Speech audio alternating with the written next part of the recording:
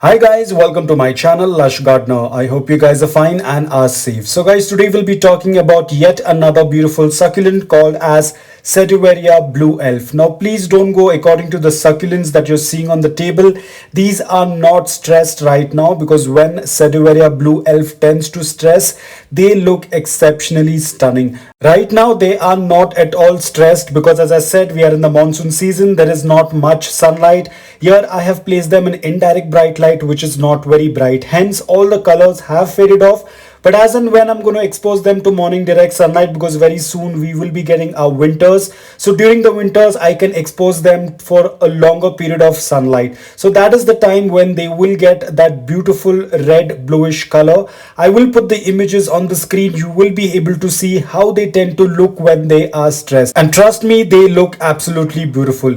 Now guys, talking about the sunlight, you need to give them a good amount of morning direct sunlight for 5 to 6 hours if you want to see those intense colors. Otherwise they also tend to do quite well in indirect bright light, but please avoid putting them out in afternoon direct sunlight. That will definitely burn the leaves. Talking about the soil requirement, it remains the same. I know I often keep repeating myself, but it's very important for you guys to understand that the soil has to be loose, porous, well draining, and should be inorganic, meaning that there shouldn't be much nutrients in the soil. It should be a nutrient lean soil. Apart from that, the soil has to be completely dry before you go ahead and do your next watering. So ensure that your soil is completely bone dry. Sedeveria Blue Elf is also drought tolerant, which means it can handle underwatering as well. But if you're going to do it very extreme, you can see over here, this was my underwatered Sedeveria Blue Elf. You can see to what extreme conditions they have reached. Still they are doing quite well, but they are not in very good shape. You can see a lot of dry leaves, and this pot in particular was neglected. It was ignored and I didn't realize, so I had not watered it for a really long time. So you can see how extremely this particular Sedeveria Blue Elf is dehydrated. And what I did is I went ahead and did watering after I had shot the clip, and this is how the succulent looks right now. You can see the leaves are very full.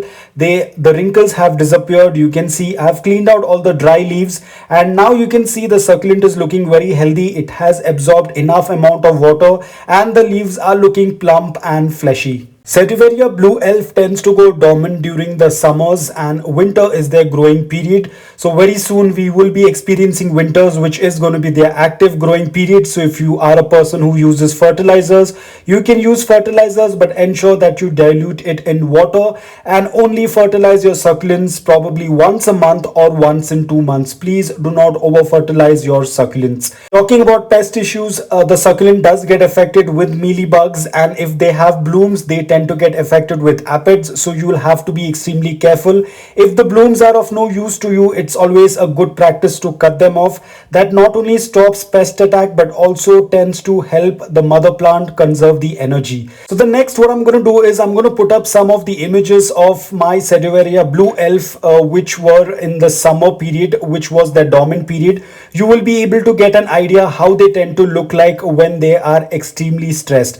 Now they tend to get extremely stressed during the summers because that is obviously their dormancy period. They tend to go dormant, so they tend to put out these beautiful colors, and you'll be able to see on the screen. So this is how they tend to look like, and over here as you can see, it is completely dormant. You can see the leaves have completely closed inwards because we tend to reduce the watering when they go dormant. So you can see how extremely compact they tend to look like. And here is another image. This is how they tend to look like when they start getting into their dormancy. Over here as you can see, it is extremely blue in color.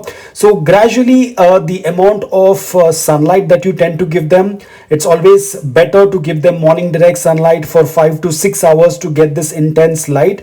But depending on how much amount of sunlight you tend to give them, the color is going to get even more intense. Now coming to propagation of Sedeveria blue elf, it's extremely easy. They tend to propagate very easily. They tend to even grow by leaf propagation.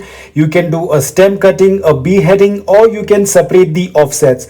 But if you are separating the offsets, ensure that the offset is of a decent size. If there are aerial roots, there is nothing better than that. But if you are doing a offset separation, then ensure that the offset is of a decent size. So guys, these are the 4 methods. There is a 5th method, which is you can grow them by seeds as well. But again guys, we all are beginners. We do not want to put so much of stress in seeds, because all the succulents do tend to grow with seeds, but there is an immense amount of dedication and care required in order to have a successful seedling, and it is very time consuming. So I usually do not include seed as a propagation method, but definitely all the succulents also tend to grow by seeds, but it is extremely difficult to grow. There is a lot of patience and lot of work required. So guys, I hope that this video was helpful to you. If it was, please hit the like button. If you're new to my channel, please consider subscribing to it. Until then, take care, stay safe, and keep propagating.